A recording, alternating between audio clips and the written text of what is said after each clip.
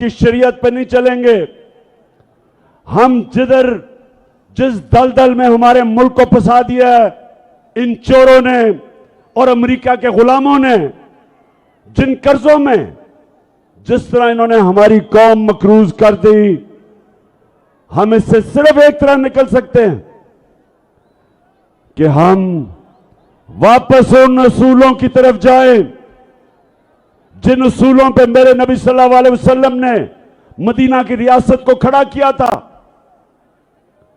तो मैं मौलाना कासिम, सबसे पहला मेरा सवाल आपसे यह है कि मेरे अल्लाह का हुक्म है अमर बिल मारूफ व नही अनिल मुनकर। मेरे अल्लाह का कुरान में हुक्म है सारे इंसानों को कि तुमने अच्छाई के साथ खड़े होना है, तुमने हक के साथ खड़े होना है और तुमने बदी का, बुराई का, बातिल का मुकाबला करना है। मेरे अल्लाह ने कहीं भी ये नहीं कुरान में कहा कि जब अच्छाई और बुराई का मुकाबला हो तो आप न्यूट्रल हो जाएं, कहीं आपको इजाजत नहीं दी। तो मौलाना कासिम, मैं सिर्फ आपसे एक सवाल पूछता हूं कि घर में अपने बच्चों से जाके पूछें कि क्या नवाज शरीफ और आसिफ जरदारी ईमानदार हैं? अपने बच्चों से पूछें,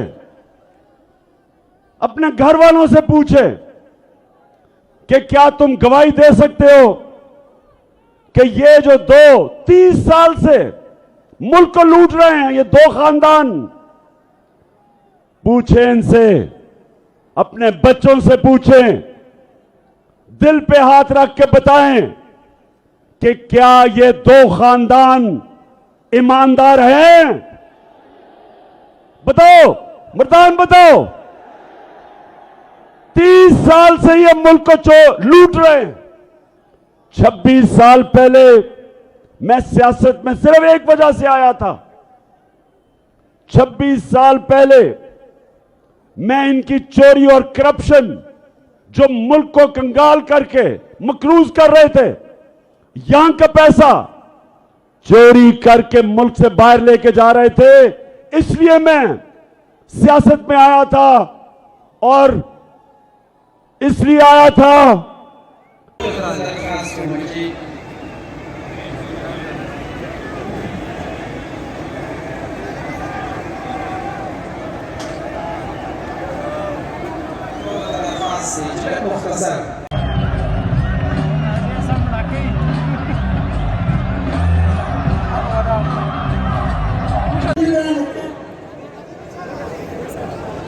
Isang tanong, dumago na